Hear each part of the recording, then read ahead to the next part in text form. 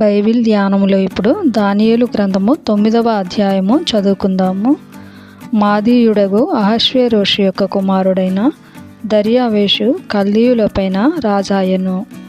అతని ఏలుబడిలో మొదటి సంవత్సరమందు దానియేలును నేను యెహోవా తన ప్రవక్తయగు ఇర్మీయాకు సెలవిచ్చి తెలియజేసినట్టు యెరూషలేము పాడుగా ఉండవలసిన 70 సంవత్సరములు సంపూర్తి అవుచున్నవని గ్రంథముల వలన గ్రహించి తిని. అంతటా నేను గోనె పట్ట కట్టుకొని ధూళి తలపైన వేసుకొని ఉపవాసముండి ప్రార్థన విజ్ఞాపనలు చేయుటకై ప్రభువుకు దేవుని ఎదుట నా మనస్సును నిబ్బరము చేసుకొంటిని. నేను నా దేవుడైన యెహోవా ఎదుట ప్రార్థన చేసి ఒప్పుకొన్నదేమనగా, ప్రభువా, మహాత్యము కలిగిన భీకరుడవగు దేవా, నీ ఆజ్ఞలను అనుసరించి నడుచు వారి ఎడల నీ నిబంధనను నీ కృపను జ్ఞాపకము చేయువాడా, మేమైతే నీ దాసులకు ప్రవక్తలు నీ నామమును బట్టి మా రాజులకును మా అధిపతులకును మా పితరులకును యూదయ దేశ జనులకందరికీ నీ చెప్పిన మాటలను ఆలకింపక నీ ఆజ్ఞలను నీ విధులను అనుసరించటమాని పాపులమును దుష్టులమునై చెడుతనమందు ప్రవర్తించుచు తిరుగుబాటు చేసిన వారము. ప్రభువా, నీవే నీతిమంతుడవు, మేమైతే సిగ్గుచేత ముఖ వికారం పొందిన వారము. మేము నీ మీద తిరుగుబాటు చేసితిమి, దానిని బట్టి నీవు సకల దేశములకు మమ్మును తరిమితివి. యెరూషలేములోను యూదయ దేశములోను నివసించుచు స్వదేశవాసులుగా ఉన్నట్టు పరదేశవాసులుగా ఉన్నట్టు ఇశ్రాయేలులకందరికీ మాకును ఈ దినమున సిగ్గే తగియున్నది. ప్రభువా, నీకు విరోధముగా పాపము చేసినందున మాకును మా రాజులకును మా అధిపతులకును మా పితరులకును ముఖము చిన్నబోవునట్లుగా సిగ్గే తగియున్నది.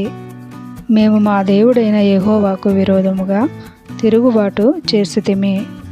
అయితే ఆయన కృపా క్షమాపణలు గల దేవుడై ఉన్నాడు. ఆయన తన దాసులకు ప్రవక్తల ద్వారా మాకు ఆజ్ఞలు ఇచ్చి వాటిని అనుసరించి నడుచుకొనవలెనని సెలవిచ్చెను గాని మేము మా దేవుడైన యెహోవా మాట వినకపోతిమి. ఇశ్రాయేలీయులందరూ నీ ధర్మశాస్త్రమును అతిక్రమించి నీ మాట వినక తిరుగుబాటు చేసిరి.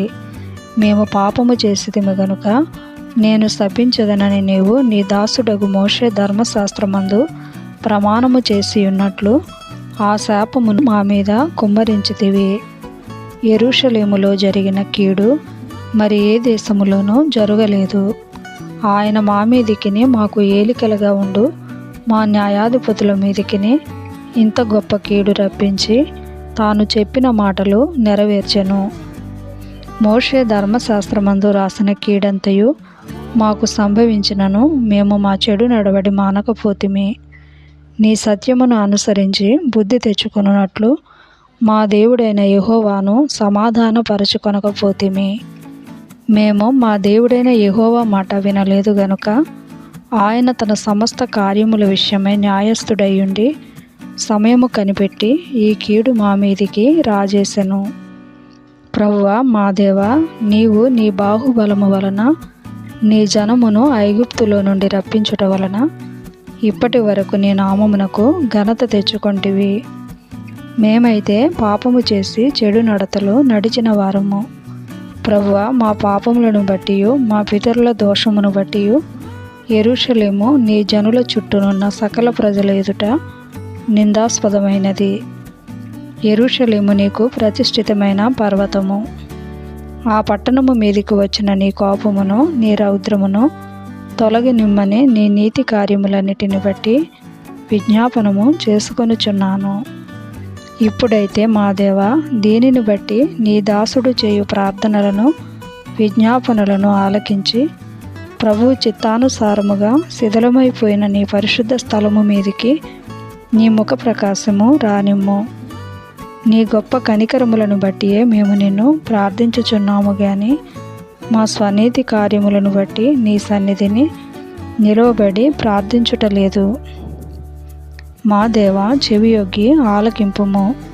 నీ కన్నులు తెరచి నీ పేరు పెట్టబడిన ఈ పట్టణము మీదికి వచ్చిన నాశనమును నీ పేరు పెట్టబడిన ఈ పట్టణమును దృష్టించి చూడుము. ప్రభువా, ఆలకింపుము. ప్రభువా క్షమింపుము. ప్రభువా ఆలస్యము చేయక చెవియొగ్గి నా మనవి చిత్తగించుము. నా దేవా, ఈ పట్టణమును ఈ జనమును నీ పేరు పెట్టబడినవే. నీ ఘనతను బట్టియే నా ప్రార్థన వినుమని వేడుకొంటిని.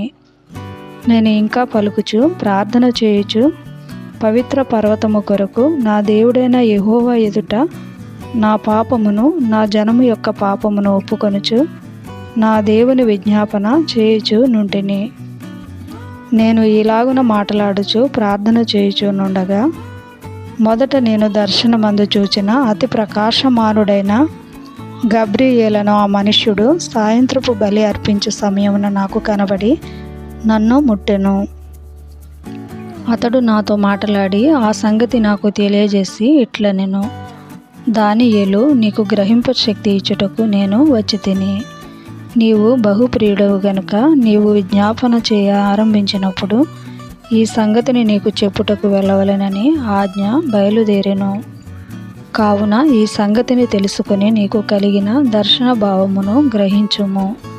తిరుగుబాటును మాన్పుటకును పాపమును నివారణ చేయుటకును దోషము నిమిత్తము ప్రాయశ్చిత్తము చేయుటకును యుగాంతము వరకుండునట్టి నీతిని బయలుపరచుటకును దర్శనమును ప్రవచనమును ముద్రించుటకును అతి పరిశుద్ధ స్థలమును అభిషేకించుటకును నీ జనమునకును పరిశుద్ధ పట్టణమునకును 70 వారములు విధింపబడెను. యెరూషలేమును మరలా కట్టించవచ్చునని ఆజ్ఞ బయలుదేరిన సమయము మొదలుకొని అభిషిక్తుడగు అధిపతి వచ్చే వరకు 7 వారములు పట్టునని స్పష్టముగా గ్రహించుము. 62 వారములు తొందరగల సమయములందు పట్టణపు రాచవీధులను కందకములను మరలా కట్టబడును. ఈ 62 వారములు జరిగిన పిమ్మట ఏమీయూ లేకుండా అభిషిక్తుడు నిర్మూలము చేయబడును. వచ్చునట్టి రాజు యొక్క ప్రజలు పవిత్ర పట్టణమును పరిశుద్ధ ఆలయమును నశింపచేయుదురు. వాని అంతము హఠాత్తుగా వచ్చును మరియు యుద్ధ కాలాంతము వరకు నాశనము జరుగునని నిర్ణయింపబడెను. అతడు 1 వారము వరకు అనేకులకు నిబంధనను స్థిరపరచును. అర్ధవారమునకు బలిని నైవేద్యమును నిలిపివేయును. హేయమైనది నిలుచు వరకు నాశనము చేయువాడు వచ్చును. నాశనము చేయువానికి రావలెనని నిర్ణయించిన నాశనము ముగించు వరకు ఈలాగున జరుగును.